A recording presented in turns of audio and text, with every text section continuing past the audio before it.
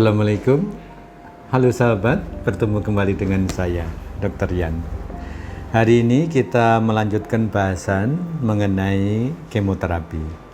Sesi kali ini cukup menarik karena pertanyaannya sangat sering disampaikan seorang pasien. Dok, nanti kalau saya diberikan obat kemo, efek sampingnya apa? Gitu. Sahabat sekalian, di dalam komunikasi antara dokter dan pasien, sebenarnya saat ini ada perubahan paradigma yang arahnya lebih baik. Kalau dulu ketika kedokteran masih awal-awal berkembang, itu pasien itu tanda kutip begitu pasrahnya pada pasien. Jadi apapun yang dibilang dokternya, ya dok, ikut dan sebagainya. Sekarang sebenarnya lebih terbuka.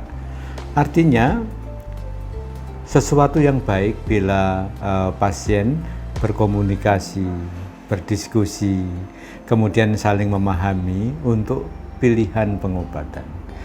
Intinya begini, seorang dokter akan memeriksa, kemudian menegakkan diagnosis, maka tahap selanjutnya dokter akan memberikan atau menjelaskan pilihan terapi ini, datanya adalah demikian. Pilihan terapi ini datanya demikian, tingkat berhasil demikian dan sebagainya. Kemudian terjadi konsens, artinya pemahaman dan persetujuan antara dokter dan pasien. Sehingga pertanyaan mengenai efek samping kemoterapi memang harus dibahas.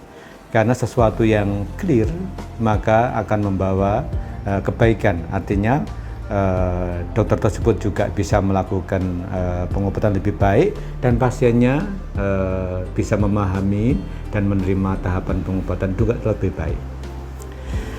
Efek samping kemoterapi itu semuanya terkait dengan cara kerja obat kemoterapi. Bisa dilihat di sesi sebelumnya. Nah, klasifikasinya adalah sebagai berikut. Yang gampang dilihat atau mungkin saya mulai yang sering dikeluhkan pasien. Pertama adalah, dok, nanti rambut saya rontok ya? Jawabannya ya. Karena apa?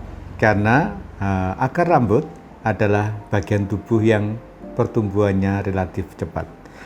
Pada sesi sebelumnya saya jelaskan bahwa obat kemoterapi akan berefek pada organ yang selnya bertumbuh secara cepat.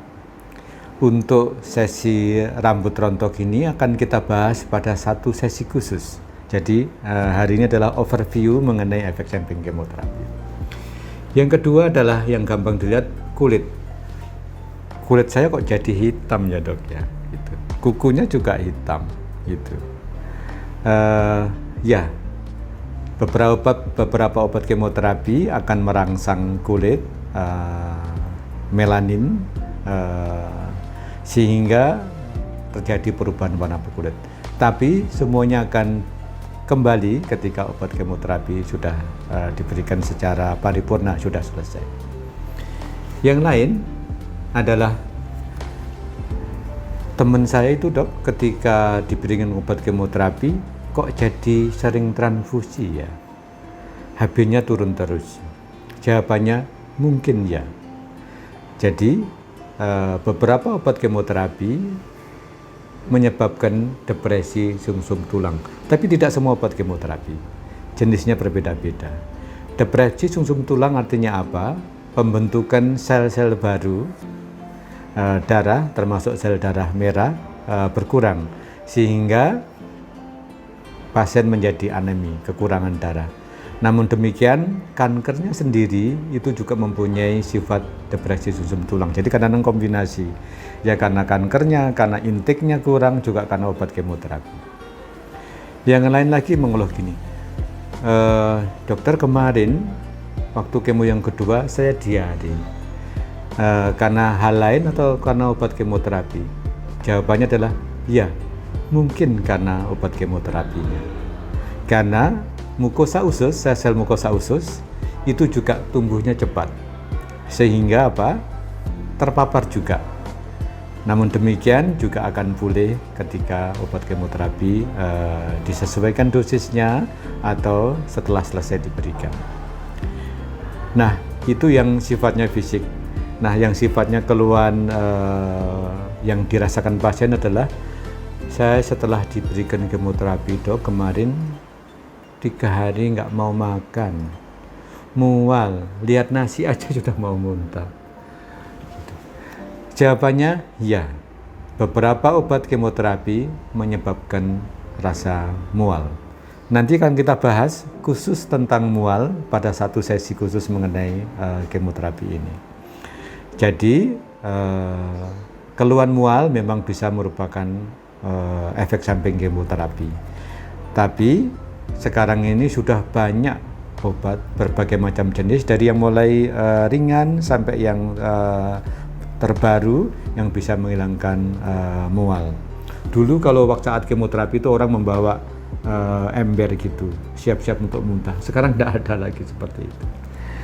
Kemudian yang sering dikhawatirkan, dok nanti gimana ginjal saya, gimana liver saya, dan sebagainya. Nah, sahabat sekalian, ketika akan memberikan obat kemoterapi, seorang dokter akan memeriksa secara keseluruhan. Salah satu yang diperiksa adalah selain secara fisik juga laboratorium, dan kita mempunyai scoring secara objektif. Misalnya adalah ECOG score, nanti bisa dilihat di link atau di foto selanjutnya, atau Karnofsky score. Itu adalah secara objektif dokter akan menilai orang ini mampu enggak, layak enggak diberikan kemoterapi, atau misalnya orang ini mampu enggak, layak enggak dilakukan operasi dan sebagainya. Jadi melihatnya tidak subjektif, tapi secara objektif ada patokannya seperti itu. Bila kemoterapi diberikan secara baik, maka liver, ginjal di mana sel-selnya lambat membelah itu aman. Jadi tidak akan terpengaruh walaupun kemoterapi diberikan sampai 6 kali, 10 kali dan sebagainya. Jadi asalkan diberikan dengan cara yang baik, maka berbagai efek kemoterapi tersebut bisa diantisipasi. Kalau toh muncul bisa diatasi sehingga ada balance atau keseimbangan. Kita mendapatkan manfaat dari kemoterapinya, tapi di satu sisi efek samping tersebut tidak muncul atau bisa dikendalikan. Konsep ini tentunya suatu pedoman yang penting bagi seorang dokter ahli kanker dalam memberikan obat kemoterapi, dan itu memang sudah selayaknya tersampaikan pada seorang pasien. Jadi demikian sahabat sekalian, bahasan mengenai efek samping kemoterapi. Semoga bermanfaat. Silahkan ajukan pertanyaan, memberikan komentar. Nanti akan kita bahas pada sesi ASMI, Tanya Dr. Yan. Demikian sahabat, let's keep hope alive. We stand by you. See you tomorrow. Mari dukung channel ini dengan memberikan like, share, comment, and subscribe.